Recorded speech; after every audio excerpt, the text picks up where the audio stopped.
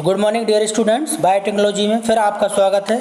आज हम gene therapy के बारे में पढ़ने जा रहे हैं। थेरेपी का मतलब होता है उपचार करना। किसी भी बीमारी का इलाज करने के लिए जो पद्धति अपनाई जाती है उसे ही थेरेपी कहा जाता है। यहाँ पर जब हम एक डिफेक्टेड जीन को सुधारने की बात कर रहे हैं तो उसे हम जीन थेरेपी कहते हैं। सबसे महत्वपूर्ण चीज़ ये है कि जीन थेरेपी में जो इलाज होता है वो अर्ली एम्ब्रियोनिक स्टेज में किया जाता है, क्योंकि बाद की स्थिति में जब सेल मैच्योर हो जाते हैं तो उनको बदलना थोड़ा सा मुश्किल होता है। So correction of genetic defect involve delivery of normal gene in the individual और एम्ब्रियो और take over the function of component of non functional gene. Non functional gene की जगह एक फंक्शनल जीन को इंट्रोड्यूस कराना ये जीन थेरेपी कहलाता है। तो क्या करते हैं, सबसे पहले जो डिफेक्टेड जीन हैं वो रिमूव किए जाते हैं, टारगेट सेल कहा जाता है उनको पेशेंट से। फिर जीन इंसर्ट किए जाते हैं वायरल डीएनए के अंदर और दोनों को मिला के एक ट्रांसजेनिक या रिकॉम्बिनेंट डीएनए तैयार किया जाता है, जिसके अंदर genetically Altered with therapeutic gene है, यानी जेनेटिक जो है सुधरे हुए जिनका डिफेक्ट अब दूर कर लिया गया है उन जीन्स को इंट्रोड्यूस करा दिया जाता है वापस बॉडी के अंदर। Inside the body the genetically altered cell produce the desired protein. जैसे कि मान लो इंसुलिन नहीं बन रहा तो इंसुलिन बनाने वाले एक्टिव सेल को हमारे डिफेक्टेड सेल के साथ मिलाकर, जीन के साथ मिलाकर वो डिफेक्टेड जीन को एक्टिवेट किया जाता है और फिर से जब बॉडी में इंसर्ट करते हैं तो अब वो प्रोडक्ट जो डिजायर्ड प्रोटीन बनाना शुरू कर देते हैं। इसी को एक्स वाइवो जीन थेरेपी कहते हैं, जो कि बॉडी के बाहर होती है। ठीक है, ex vivo gene therapy is perform with the genetic alternation of patient target cell happening outside of the body. तो डिफेक्टेड सेल को, जीन को निकालेंगे, उनको बाहर उनका सुधार करेंगे और फिर से पेशेंट के अंदर इंट्रोड्यूस करा दिया जाएगा। That is called x Vivo gene therapy. First clinical gene therapy जो 1990 में की गई थी एक 4 साल की लड़की की, जिसमें एडिनोसिन डीएमिनेज एंजाइम की कमी थी। उस कमी को पूरा किया गया था। एक जीन जो एडीए एंजाइम बनाता है वो उस बच्ची में नहीं था। उस जीन के डिफेक्ट को दूर करके वापस जब एडीए एंजाइम को इंट्रोड्यूस किया गया तो बच्ची फिर वो ठीक हो गई थी। अच्छा, first step toward gene therapy, lymphocyte blood से क्या कलेक्ट किए जाते हैं, लिम्फोसाइट, और उनको बॉडी के बाहर कल्चर किया जाता है। एक फंक्शनल एडीए क्लोन डीएनए उसके बाद इंट्रोड्यूस करा दिया जाता है इन लिम्फोसाइट के साथ। और फिर if the gene isolated from marrow cell, bone marrow cell produce ADA is introduced into cell at early embryonic stage। यहाँ पर फिर से मैं कह रहा हूँ, अर्ली एम्ब्रियोनिक स्टेज में यदि पता चल जाए किसी भी बीमारी का तो उसका जेनेटिक सुधार किया जा सकता है, बहुत जल्दी से उसको ठीक किया जा सकता है। मॉलिक्यूलर डायग्नोसिस, उपचार के पहले की आवश्यकता होती है डायग्नोसिस, बीमारी का पता लगाना। सो रिकॉम्बिनेंट डीएनए टेक्नोलॉजी के द्वारा क्या होता है, पॉलीमरेज चेन रिएक्शन द्वारा हम बहुत कम समय में लार्ज स्केल पर डिफेक्टेड जीन या बीमारी के कीटाणुओं का पता लगाकर ये बता सकते हैं बहुत पहले, बीमारी के लक्षण आने के बहुत पहले, सिम्टम आने के बहुत पहले हम ये बता सकते हैं ये व्यक्ति किस बीमारी से संक्रमित होने वाला है, इसे भविष्य में कौन सी बीमारी हो सकती है। That is called molecular diagnosis, ताकि हम समय रहते उसका उपचार शुरू कर सकें। So recombinant DNA technology, polymerase chain reaction and enzyme linked immunosorbent assay ELISA are some of the technique for molecular diagnosis, early diagnosis. PCR का फुल फॉर्म क्या है, पॉलीमरेज चेन रिएक्शन। क्या करते हैं, low concentration of bacteria virus को high concentration में amplified किया जाता है। डीएनए की एक छोटी कॉपी को एक बड़ी कॉपी में तैयार किया जाता है, इसे पॉलीमरेज चेन रिएक्शन कहते हैं। HIV और एड्स पेशेंट में ELISA के रूप में इसका प्रयोग किया जाता है। It is being used to detect mutation, इससे ये भी पता लगा सकते हैं कैंसर पेशेंट को, सस्पेक्टेड कैंसर पेशेंट को, those patient which have their genetic cancer in their family, जिनके परिवार में लगातार कई पीढ़ियों से कैंसर है, डायबिटीज़ है, ब्लड प्रेशर है, इस तरह की जो शिकायतें आ रही हैं तो हम अर्ली डायग्नोस कर सकते हैं ताकि उपचार उनका समय रहते किया जा सके। That is called polymerase chain reaction. ELISA का पूरा नाम पूछा जाता है, सो याद रखें, एंजाइम लिंक्ड इम्यूनोसॉर्बेंट एसे। ये एंटीजन एंटीबॉडी इंटरेक्शन पर डिपेंड करता है। देखिए, जैसे ही शरीर में कभी भी कोई भी वायरस या बैक्टीरिया का इन्फेक्शन होगा तुरंत बॉडी एंटीबॉडी बनाना शुरू कर देगा। उन एंटीबॉडी को आइसोलेट करना, डायग्नोस करना और ये बताना कि संबंधित व्यक्ति को HIV इन्फेक्शन है, संबंधित व्यक्ति को कोरोना इन्फेक्शन है, ये पता तभी लगता है जब बॉडी में एंटीबॉडी बनना शुरू हो जाते हैं। So infection by pathogen can be detected by presence of antigen or by detecting the antibody synthesized against the pathogen। या तो डायरेक्ट एंटीजन का टेस्ट कर लें या एंटीबॉडी यदि बन रहे हैं तो उनका पता लगाकर अर्ली डायग्नोस करना एलिसा कहलाता है। ट्रांसजेनिक एनिमल क्या होते हैं? एनिमल जिनके DNA को मैनिपुलेट किया गया है ट्रांसजेनिक एनिमल कहा जाता है। सबसे पहली जो है वो रोजी काउ जो थी उसमें इस तरह का मिल्क था जो कि ह्यूमन मदर का मिल्क रहता है। ह्यूमन मिल्क में जो अल्फा लैक्ट एल्बुमिन नाम का प्रोटीन पाया जाता है, ये प्रोटीन रोजी काउ में भी उपलब्ध था, ट्रांसजेनिक काउ, और इसके कारण बहुत से बच्चे जिनकी माँ का दूध जिन्हें नहीं मिल पाता, ये रोजी काउ ने उनको मदद की। सो स्टडी ऑफ डिसीज़ के लिए हमको ट्रांसजेनिक एनिमल की आवश्यकता होती है। Many transgenic animals are designed to increase our understanding of how gene contribute to the development of disease।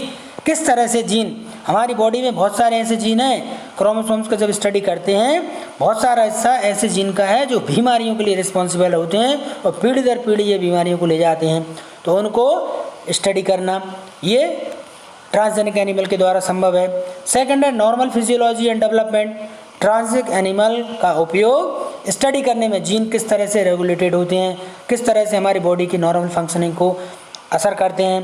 पता चलता है कि ग्रोथ हार्मोन दूसरे अलग अलग प्रकार के फैक्टर्स के द्वारा हमारी ग्रोथ को बढ़ाता या कम करता है। तो इस तरह से पता चलता है कि अलग अलग प्रकार के जीन डिफरेंट टाइप के एंजाइम को, डिफरेंट टाइप के प्रोटीन को कोड करते हैं। ये सब पता ट्रांसजेनिक एनिमल के द्वारा लगता है। सो वैक्सीन सेफ्टी, आजकल कोरोना वैक्सीन बन रहा है, तो वैक्सीन सेफ्टी पता लगाने के लिए वास्तव में ये कोरोना का वैक्सीन कितना कारगर है या ये पोलियो का वैक्सीन कितना सक्सेसफुल है, ये पता लगाने के लिए ट्रांसजेनिक माइस का यूज़ किया जाता है। Use in testing the safety of vaccine before they are use to human. ये जो ट्रांसजेनिक एनिमल होते हैं ये थोड़े से ज़्यादा सेंसिटिव होते हैं, तो इनमें असर जो है बहुत जल्दी होता है, चाहे एंटीजन का हो या एंटीबॉडी का हो। तो हमको ये पता चल जाता है vaccine is safe for humankind. Chemical safety testing, transgenic animal are made that carry gene which make the more sensitive to toxic substance. जरा से जो ट्रांसजेनिक एनिमल होते हैं उनकी सब्सटेंस के प्रति, टॉक्सिक सब्सटेंस के प्रति बहुत ज़्यादा सेंसिटिविटी रहती है और तुरंत ही ये बता देते हैं, उनकी बॉडी में असर दिखना शुरू हो जाता है। तो ये पता चल सकता है कि किस तरह के फूड जो हैं वो मनुष्य के लिए नुकसानदायक नहीं है। Reason for the transgenic animal, production of transgenic animal, तो नॉर्मल फिजियोलॉजी के अध्ययन के लिए, बीमारी को अध्ययन करने के लिए, बायोलॉजिकल प्रोडक्ट बनाने के लिए, वैक्सीन सेफ्टी टेस्ट करने के लिए और केमिकल सेफ्टी टेस्टिंग के लिए ट्रांसजेनिक एनिमल का यूज़ किया जाता है। इसमें कुछ एथिकल इशू भी हैं। आप कह सकते हैं क्या मनुष्य होने के नाते हमें यह अधिकार मिल जाता है कि हम चूहों पर, बिल्लियों पर या जानवरों पर प्रयोग करें, बंदरों पर प्रयोग करें? क्या उनका कोई अधिकार नहीं है एज ए एनिमल और धरती के एक जीव के रूप में? क्या उनका कोई अधिकार नहीं है? यस। और इसके लिए ये तैयार किया गया है GEAC, परीक्षा में पूछा जाता है, genetical engineering approval committee. It will make decision regarding the validity of GM research and the safety of introducing GM organisms for the public service। कभी कभी वैज्ञानिक क्या करते हैं, उल्टे सीधे प्रयोग करते रहते हैं और उनका नतीजा हमें कोरोना और जीका के रूप में देखने मिलता है। इस बात में कोई संदेह नहीं है कि अनेक प्रकार के वैज्ञानिक ह्यूमन क्लोनिंग भी तैयार कर रहे हैं। अनेक जगह पर वैज्ञानिकों के द्वारा इस तरह के बायोबार एजेंट का प्रयोग किया जा रहा है। इस तरह के कोरोना वायरस जैसे अनेक खतरनाक वायरस और बैक्टीरिया का निर्माण किया जा रहा है ताकि बिना युद्ध लड़े हम पूरे दुनिया पर कब्जा कर सकें। इस तरह की नीतियां हैं कई देशों की और इसके लिए एथिकल इशू होना बहुत ज़रूरी है। तो हमारी गवर्नमेंट ने जेनेटिकल इंजीनियरिंग अप्रूवल कमेटी बनाई है। निश्चित ही इस बारे में पूरी दुनिया को सोचना पड़ेगा ताकि कोरोना जैसे वायरस और न बने, अन्यथा मानव समुदाय के लिए निश्चित ही संकट है। हमें एनिमल और प्लांट का ये उपयोग करना थोड़ा सा बंद करना पड़ेगा। अब बात करते हैं बायो पेटेंट। पेटेंट का मतलब क्या होता है? पेटेंट का मतलब होता है एक अधिकार किसी चीज़ का पेटेंट करा लिया, आपको अधिकार हो गया। Government to an inventor to prevent other for making, अब दूसरे लोग उसका उपयोग नहीं कर सकते। कोरोना वैक्सीन के लिए इसलिए जंग चल रही है, रूस कहता है हम वैक्सीन बना रहे हैं, अमेरिका कहता है हमारी वैक्सीन ज़्यादा है, इंडिया कह रहा है हम जल्दी से जल्दी वैक्सीन बना लेंगे, चीन कह रहा है हमने तो बना ही ली, प्रयोग जारी है। इसलिए यदि एक बार किसी ने वैक्सीन बना ली तो उसका दूसरों पर बनाने पर नियंत्रण हो जाता है। अब दूसरे नहीं बना सकते, दूसरे बनाएंगे तो पहले वाले को जिसको पेटेंट मिल गया उसको कुछ ना कुछ हिस्सा दवाइयों का देना पड़ेगा।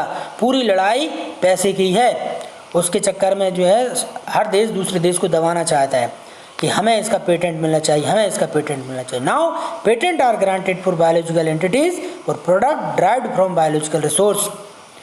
अब ये पता ब्रीडर्स का राइट हो गया है, किसानों को अधिकार दिया गया है, उस देश को ये अधिकार दिया गया जहाँ पर वो चीज़ पैदा होती है। आपको जानकर आश्चर्य हो गया कि हल्दी, चंदन और विभिन्न प्रकार के जो जीरे, राई, मसाले, इनका पेटेंट, इवन बासमती राइस का पेटेंट अमेरिका ने बहुत पहले हमारे देश के अनेक पदार्थों को करा लिया था। और जब हमारी गवर्नमेंट जागी तब जाके ये ब्रीडर्स को राइट मिला कि जो जिस देश की जो वनस्पति है, जो जिस चीज़ की चीज़ है, पेटेंट का अधिकार उसी को रहेगा। बायोपायरेसी क्या होता है? पायरेसी मतलब होता है चोरी। जैसे यहाँ यूएसए का बताया जा रहा है कि हमारे नॉलेज की बायोपायरेसी हो रही है, जेनेटिक रिसोर्स की बायोपायरेसी हो रही है, और ये लोग हमारे यहाँ से चोरी करके नीम को बताते हैं कि नीम का काढ़ा पीने से, नीम की पत्तियाँ लगाने से स्किन डिसीज से बचाया जा सकता है। ये अमेरिका हमको बता रहा है। हल्दी डाला दूध पीने से हमारे अंदर इन्फेक्शन के चांस कम होते हैं, ब्लड में कहीं क्लॉट है तो वो घुल जाता है, ये अमेरिका हमें बता रहा है। So it is the term use to refer the use of bio resource by multinational companies and other organization without proper authority. इसी को विदाउट कंपनसेटरी पेमेंट दिए, इसी को बायोपायरेसी कहा जाता है। 1997 में अमेरिका की कंपनी थी, उसने क्या किया, हमारे बासमती राइस का पेटेंट करा लिया और कहा कि साहब ये बासमती राइस तो हमारा है। This allowed the company to sell a new variety of basmati, जबकि ये न्यू वेराइटी क्या थी, हमारी वेराइटी थी भारत की बासमती। तो Indian basmati was crossed with semidwarf variety, और कह दिया इन्होंने कि हमने नई वेराइटी तैयार कर ली, बाद में इसको अपना पेटेंट छोड़ना पड़ा। Several attempt have also been made to patent use product and process based on Indian tradition, turmeric, neem, ठीक है, इन सभी चीज़ों का उन्होंने पेटेंट करा लिया था। Thank you very much.